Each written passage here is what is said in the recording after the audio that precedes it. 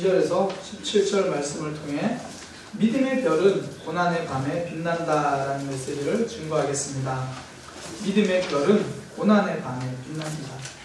제가 지난주간에요, 양평에서 목회하고 계신 한 목사님이랑 만나서 대화할 수 있는 시간이 있었어요. 그분이 우일교회에서 부교육자 생활을 좀 오래 하셨더라고요. 지금은 양평에서 단임 목회를 하시는데 이런저런 이야기를 하다가 그 교회 성도님 중에서 예수님을 만나서 삶이 달라지는 이야기를 저한테 전해주시더라고요. 신집사님이라는 분이신데 40대 초반의 여성분입니다. 40대 초반인데 결혼해서 사별만 2번을 경험하십니다. 처음 결혼했을 때 남편이 스스로 목숨을 끊었습니다. 2번째 결혼을 했습니다. 근데 그 남편도 젊은 나이에 질병으로 세상을 떠나버렸습니다. 스스로도 어떻게 할 줄 몰라가지고 삶이 답답하고 모든 꿈이 무너지고, 그래서 늘 친구들 만나가지고 술 마시는 게 유일한 삶이었고 유일한 낙이었던 그런 여인입니다. 그렇게 살다가요, 우연히 거울을 보는데 자기 모습이 말이 아닌 거예요. 이렇게 살아서는 안 되겠다 그러면서 어떡하지라고 고민하다가 절에를 가든지 교회를 가든지 둘 중에 하나는 내가 나가야겠다 그러면서 바로 옆에 있는 교회를 간 거예요. 양평 백성무학교회라고 이제 그 목사님이 지금 담임 목사님 계시는 그 교회를 간 겁니다. 그러면서부터 삶이 달라지기 시작한 거죠.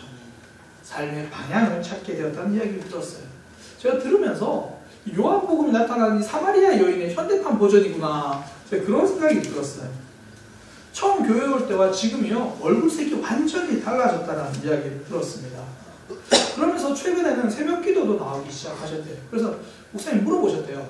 새벽기도 갑자기 나오시는데 뭐 기도 제목이 있습니까? 그렇게 하는 말이, 예수님 믿고 삶이 달라지기로 했는데 새벽기도는 나가야 되지 않겠습니까?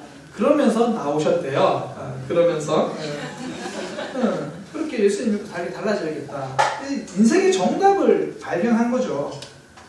하나님을 만난다는 것은 오답 인생이 정답 인생이 되는 겁니다. 오늘과 여인들도 남편들을 찾아다니는 오답 인생에서 예수님을 만나는 정답을 찾아가는 인생이 된 거죠. 예수님을 만나면요, 정답 인생이 됩니다.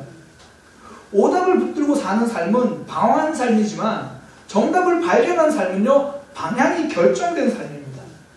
오답이 고민이라면 정답은 결정입니다. 오답이 벽을 만난 삶이라면 정답은 문을 만난 삶입니다. 성도는요, 하나님이 정답이라고 고백하는 사람입니다. 그래서 우리는 늘 이런 질문을 던집니다. 하나님 어떻게? 하나님 어떡하죠? 그때 하나님은 이렇게 말씀하십니다. 이렇게 답을 주십니다. 많은 사람들이 어떻게 상황을 만납니다. 그 상황에서 오답 붙잡고 방황하고 고민하고 꽉 막힌 벽 앞에서 절망합니다. 그때 하나님은 이렇게라고 정답을 알려주십니다. 고난의 때에 정답이 되신다는 거죠. 사람들은요, 고난 없는 삶을 꿈꿉니다. 그런데 그건 꿈일 뿐입니다. 고난 없는 삶은 없습니다. 성경에서도요, 예수님이 이 땅에 오셔가지고 행복한 사람들을 찾아가고 고난 없는 사람들과 더불어 지냈다 이런 이야기가 없습니다. 먹을 게 없는 사람들을 찾아가셨습니다. 병든 사람들을 찾아가셨습니다. 심지어 하나밖에 없는 아들이 죽어서 그 관과 함께 걸어가고 있던 과부를 만나 주셨습니다. 특별히 고난받는 사람을 더 사랑하신 게 아니라 인생은 누구나 고난이 있을 수밖에 없기 때문에 예수님이 그 고난에 답이 되어 주시고자 그들을 찾아오신 겁니다. 성경이 우리에게 알려주는 것이 바로 이겁니다. 인생이라는 고난에 하나님이 정답이다. 성도는 그것을 믿고 살아가는 사람들입니다. 하박국은요, 고난에 대한 이야기를 하나님께 들었어요. 너무 황당한 이야기를 들은 겁니다. 이스라엘 백성이 바벨론에게 멸망당할 거다. 예를 들면 그런 거예요. 제가 막 기도하고 있는데, 새벽에 막 기도하고 있는데 하나님이 저한테 운성을 너무 생생하게 알려주시는 거예요. 6개월 후에 일본에게 너희 망할 거다. 너희 다 포로로 잡혀갈 거다. 얼마나 황당하겠어요. 얼마나 답답하겠어요. 지금 하박국이 그런 이야기를 들은 겁니다.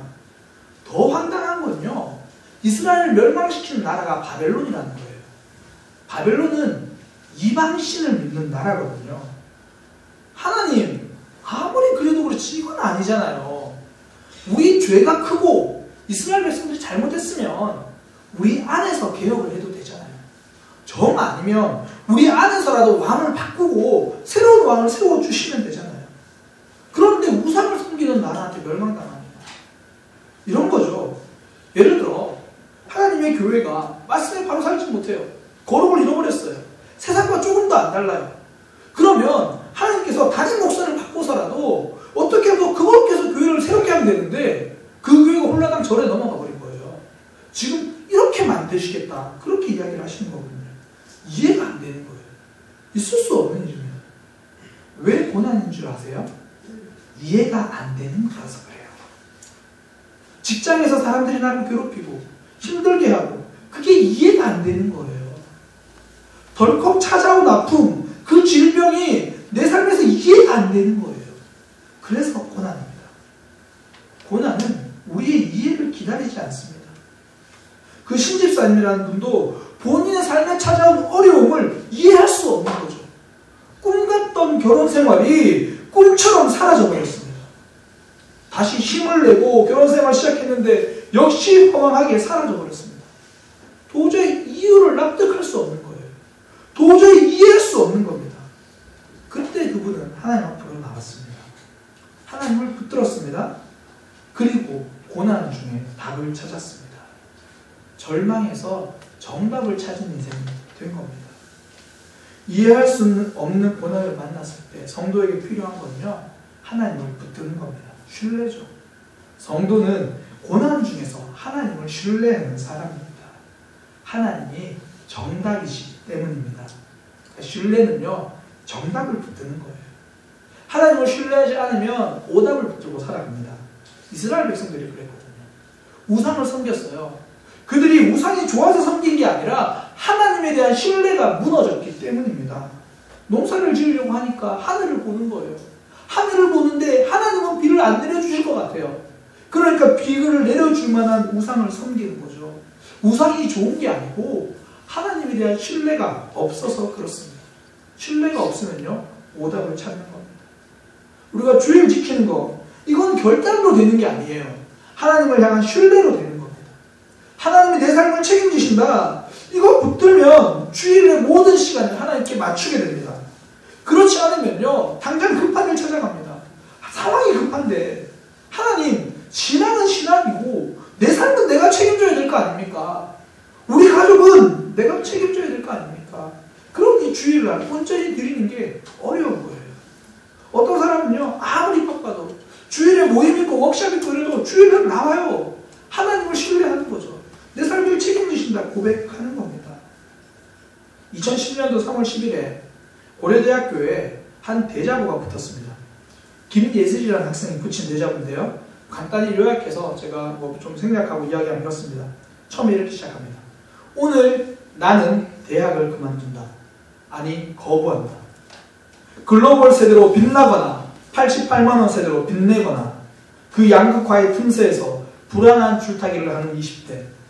그저 무엇인가 잘못된 것 같지만 어쩔 수 없다는 불안과 좌절감 앞에서 앞만 보고 달려가야 하는 20대. 경쟁 끝에 남들이 부러워하는 대학에 들어가 봤더니 취업이라는 두 번째 관문을 통과시켜줄 자격증 꾸러미만 보고 있다. 너의 자격증보다는 나의 자격증이 우월하고 또 다른 너의 자격증 앞에는 나의 자격증이 무력하다. 그리하여 새로운 자격증을 향해 경쟁의 질주만 할 뿐이다. 이제야 알아차렸다. 이 질주는 끝나지 않고 맴도는 트랙임을. 큰 배움도 큰 물음도 없는 대학 없는 대학에서 나는 누구인지, 왜 사는지, 무엇이 진리인지 물을 수밖에 없었다. 그리하여 나는 오늘 대학을 그만둔다. 아니, 거부한다. 더 많이 쌓기만 하다가는 내 삶에 한 번 다 꽃 피우지 못하고 그냥 시들어버릴 것 같기 때문이다. 학비를 마련하기 위해 고된 노동을 하고 계시는 부모님이 눈앞을 가린다. 죄송합니다. 이때를 잃어버리면 평생 나를 찾지 못하고 살 것 같습니다. 많은 말들을 눈물로 삼키며 봄이 오는 하늘을 향해 깊고 크게 숨을 쉰다. 김예슬 학생이 남들이 꿈꾸는 고려대학을 거부한 이유는요, 내 꿈을 열어줄 답이 이 대학에 없다는 걸 알아서 그렇습니다. 신뢰가 없는 거죠. 신뢰가 없으면 붙들지 못합니다. 다른 길을 찾아갈 수밖에 없는 거예요. 하나님을 신뢰하는 것이 중요한 것이 바로 여기 있습니다. 신뢰해야 끝까지 붙잡고 가기 때문입니다. 그래야 정답이신 하나님을 놓치지 않는다는 거죠. 정답을 붙들 수 있다면 우리가 고난을 피해갈 수 있습니다. 아니, 고난을 피해갈 수는 없다 하더라도 정답이 있으면 고난 가운데 넘어지지 않습니다. 고난이 우리의 눈을 가린다 하더라도 정답을 갖고 있으면 잘못된 선택은 하지 않는다라는 겁니다. 고난 중에 하나님을 신뢰하면 정답 인생을 살아가게 되어 있습니다. 모두가 고난의 밤이 오면 좌절합니다. 성도는 그때 하나님을 신뢰합니다. 믿음의 별이 반짝반짝 빛나는 것을 세상 가운데 보여준다라는 겁니다. 답이 없어 방황하는 시대에 하나님이 답이라는 것을 삶으로 증명하시기를 소망합니다. 그러기 위해서 필요한 것, 고난의 밤에 하나님을 신뢰하는 겁니다. 그럼 어떻게 하는 것이 신뢰입니까? 어떻게 해야 우리의 삶에서 고난의 때에 하나님을 신뢰할 수 있습니까? 신앙에 고백이 있어야 합니다. 고백이 있는 것이 신앙입니다. 하박국 선지자는 자신의 고백을 통해서 하나님을 함께 나아갑니다. 12절부터요, 하나님께 질문하는 거거든요. 질문하면서 하는 이야기가 하나님은 거룩한 분입니다. 태초부터 계시던 분입니다. 반석이십니다. 계속해서 하나님에 대해서 고백합니다. 자신이 경험한 하나님은 죄를 미워하시는 분이거든요. 태초부터 이전까지 계속 공의롭던 하나님이시거든요. 그러니까 앞으로도 공의로우신 하나님이셔야 되지 않습니까? 하나님을 향하여 고백합니다. 신앙에 고백이 있으면 흔들리지 않습니다. 고백은 경험이기 때문입니다. 내가 경험했던 그 하나님이 지금도 변함없이 나를 붙잡아 주실 것이다. 변함없음을 붙드는 것, 이것이 고백입니다. 다윗이 시편을 굉장히 많이 썼잖아요. 고난이 많았거든요. 그 고난 때마다 하나님을 만난 고백이 쌓인 겁니다. 고백이 쌓이면 견고해집니다. 고백이 쌓이면 단단해집니다. 골리앗을 물리친 하나님을 고백하니까 큰 어려움이 와도 하나님을 놓치지 않습니다. 반면에 사사시대는요, 이스라엘 백성들이 하나님을 놓쳐버렸어요. 하나님을 떠나버렸습니다. 고백이 없는 시대라서 그렇습니다. 사사기 3장 2절에 보면 이렇게 말합니다. 이스라엘 백성들은 전쟁을 알지 못하는 자들이 되었다. 가나안과의 전쟁을 경험해보지 못한 거예요. 승리를 경험해보지 못했어요. 승리의 고백이 없으니까 승리할 힘이 없는 겁니다. 하나님을 붙잡지 않습니다. 그들에게는 승리가 고백이 아니라 이론입니다. 많은 사람들이 고백을 하는 것이 아니라 이론을 붙들고 있습니다. 하나님은 이런 분이야. 하나님은 저런 분이야. 이론으로 알고만 있는 것은 힘이 없습니다. 어떤 한 사람이요, 집과 옷에 벼룩이 너무 많아가지고 이거 어떻게 해야 되나 그러는데 저작거리에 나갔더니 이 벼룩을 없애는 비방을 팔고 있는 거예요. 그래서 그 비방이 적힌 종이를 돈 주고 사와가지고 집에서 그 비방이 적힌 종이를 열어봤어요. 그런데 딱 두 글자 적혀 있습니다. 근차, 부지런히 잡아라. 그러니까 대단한 비방인 줄 알고 열었는데 그냥 잡으라고 적혀 있는 거예요. 저는 이 비방을 판 사람이 사기를 쳤다고 생각하지 않습니다. 그 사람은 부지런히 잡으니까 벼룩이 없어진 거예요. 해보니까 되더라는 겁니다. 경험이죠. 그 사람에게는 근착이 고백입니다.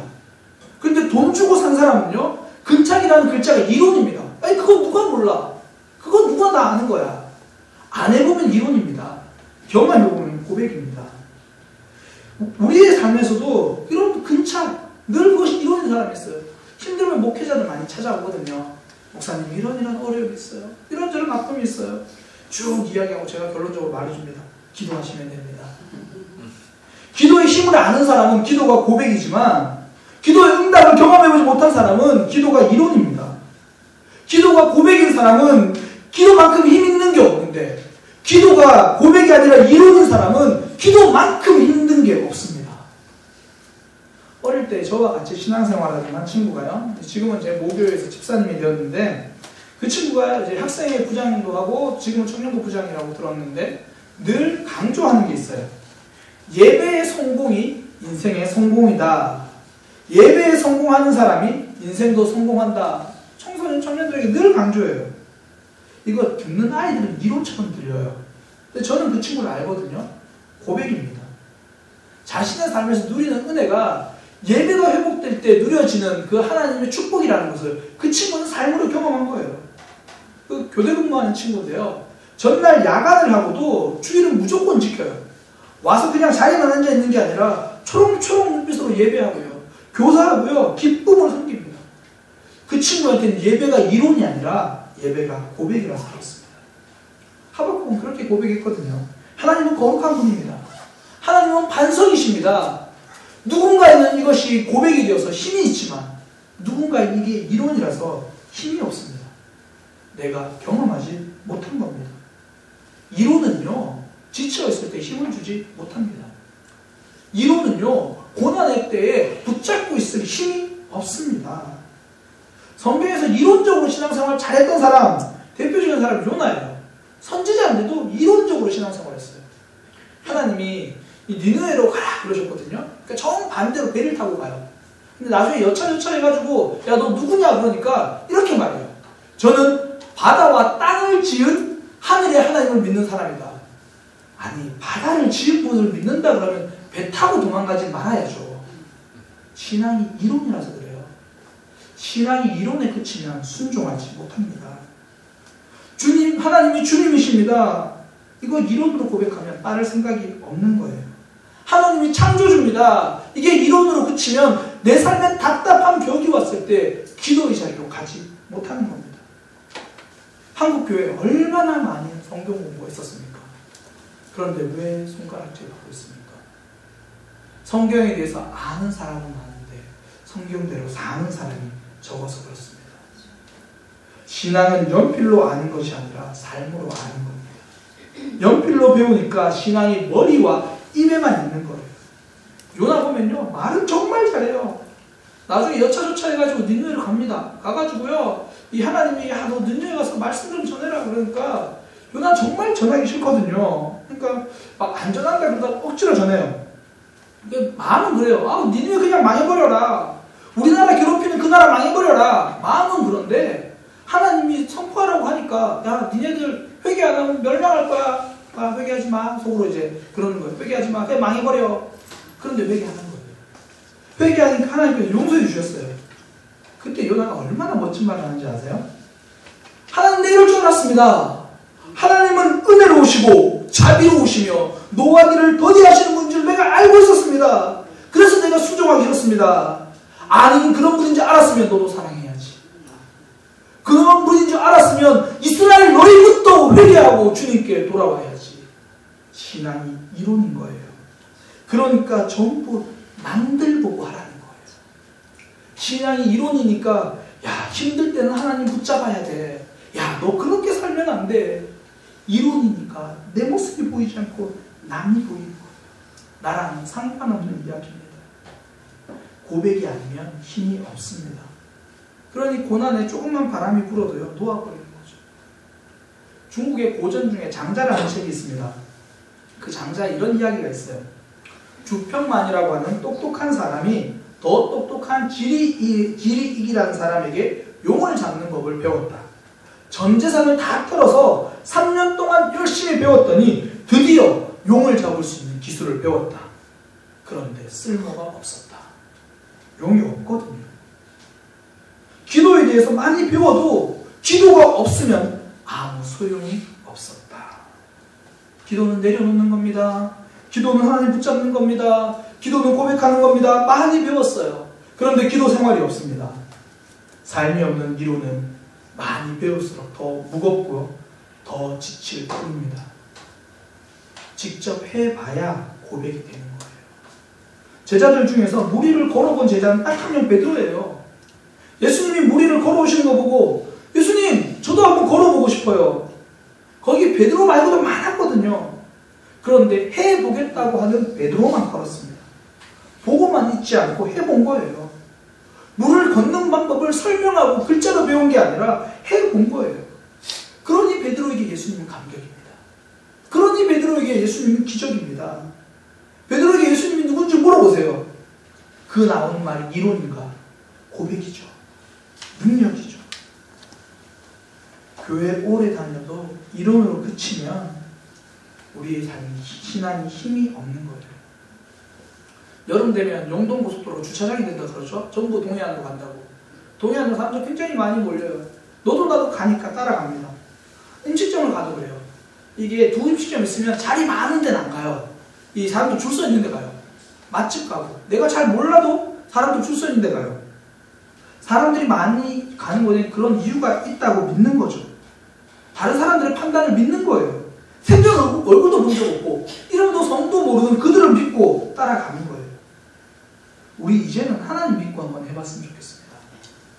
하나님이 우리에게 이야기하시는 거 그거 믿고 해봤으면 좋겠습니다. 기도해도 될까? 이런 심정 말고 하나님은 역사하실 거야. 믿고 가보는 겁니다.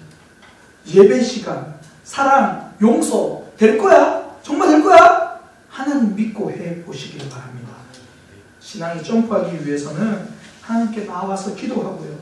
신앙을 직접 경험해보고 실천해볼 때 이론이 아니라 고백이 되는 겁니다. 이 고백이 있으면 고난 중에도 이기는 신앙이 되는 겁니다. 자리를 채우는 신앙이 아니라 직접 경험해보는 신앙 되기를 소망합니다. 그때부터 하나님을 신뢰하게 되는 겁니다. 고난 속에서도 하나님 붙들게 되는 겁니다. 우리가 고난 속에서 하나님을 신뢰하려면 또 어떻게 해야 됩니까? 고난이 성장이라는 걸 알아야 합니다. 고난이 왜 성장입니까? 고난을 만나면 우리가 깨어지거든요. 깨어짐이 성장입니다. 하박국의 기도는 이스라엘이 깨지는 것에 대해서 안타까움을 가지고 기도하는 거예요.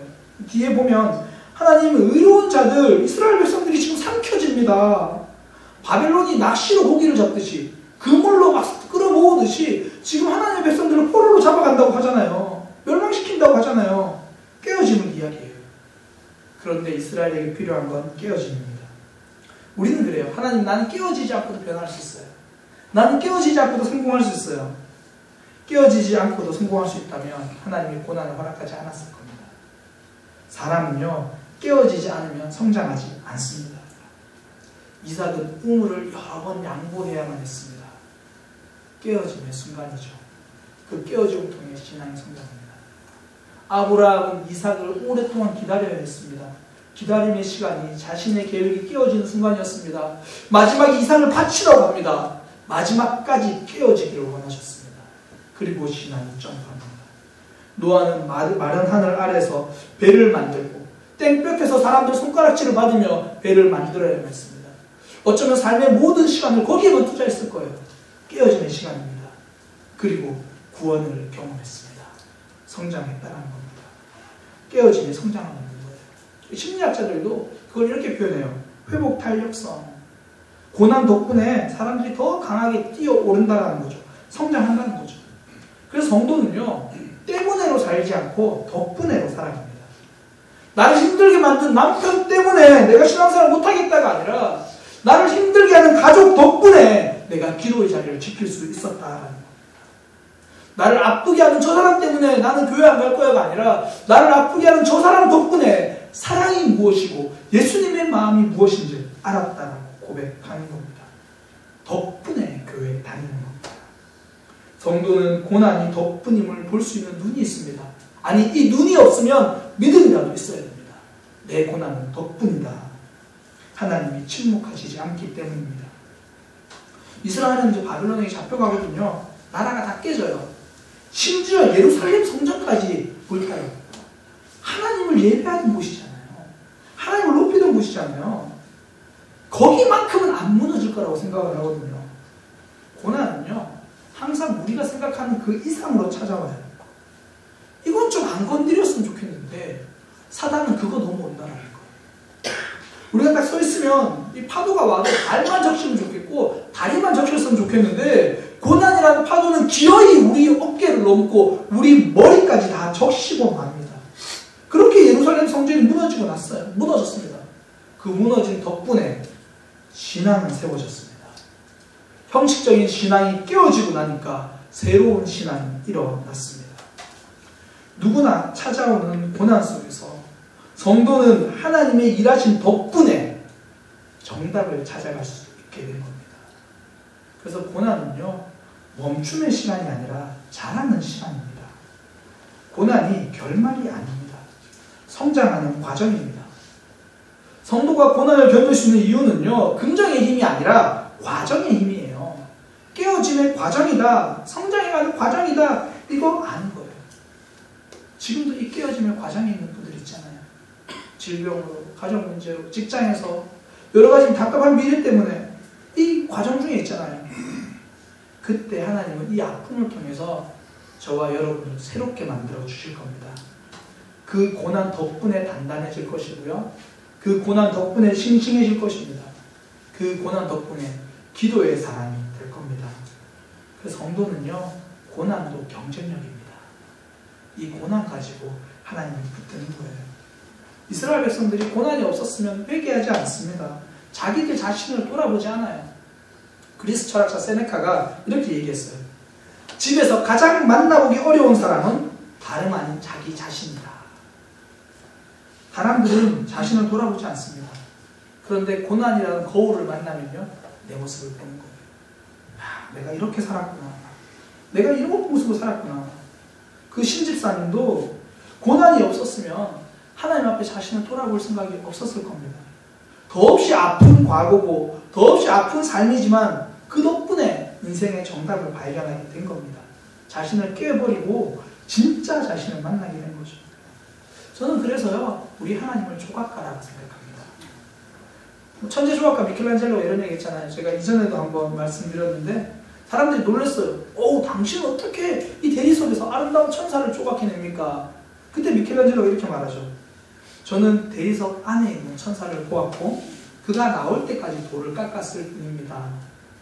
하나님은 우리 속에 계신 우리 속에 있는 하나님의 형상을 보셨습니다. 그리고 그걸 깎아내고 계십니다. 그래서 아픕니다. 그래서 깨어짐도 있습니다. 고통도 있습니다. 그러나 그 조각을 통해 우리는 완성되어져 갈 것입니다. 고난이 올 때마다 불필요한 돌이 무엇인지를 발견할 수 있기를 소망합니다. 내가 떨어져 나간 게 알고 보니까 내 교만이구나. 알고 보니까 내 죄악이구나. 어떤 분은 그런 얘기를 하시더라고요.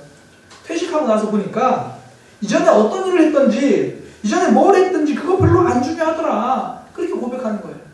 제가 보기에 그분은 작아지신 게 아니라 커진 거예요. 이제 뭐든지 할 수 있는 분이 된 거거든요. 하나님의 조각에는 절대 실수가 없습니다. 그래서 딱 불필요한 것만 제거해 주십니다. 불필요한 교만만, 불필요한 죄악만, 불필요한 미움만 우리의 고난을 통해 제거해 가시고 그 덕분에 예수 그리스도를 닮은 조각상을 만들어 주시는 겁니다. 하나님이 저와 여러분에게 기대하시는 모습입니다. 모든 사람에게 아침은 있습니다. 그래서 밤도 있습니다. 고난을 피하지 못합니다. 성도는 그 밤에 믿음을 증명하는 사람입니다. 고난의 밤에 내가 가진 믿음이 얼마나 빛나는지를 보여주는 사람입니다. 그렇게 되려면요, 하나님을 신뢰해야 됩니다. 신앙의 고백이 있어야 된다는 거죠. 고백이 있는 신앙만이 고난 속에 빛납니다. 그러기 위해서 이 고난이 나를 조각하는 하나님의 조각 과정이라는 것을 기대하는 거예요. 그래야 성도는 하나님을 신뢰할 수 있게 되는 겁니다. 앞서 말씀드린 김예슬 선언만 이야기하고 마치려고 합니다. 그 김예슬이라는 학생이 썼던, 그걸 이제 그 이후 김예슬 선언이라고 부르는데요. 제일 끝에 이렇게 말합니다. 나는 이제 내가 거부한 대학들, 내가 거부한 것들 때문에 오히려 그것들과 싸워야 할 줄 모른다. 그러나 시간이 지나고 나서 누가 더 강한지는 두고 볼 것이다. 성도는요, 세상 가운데 한 주간 이렇게 고백할 수 있었으면 좋겠습니다. 여전히 나에게 고난은 찾아옵니다.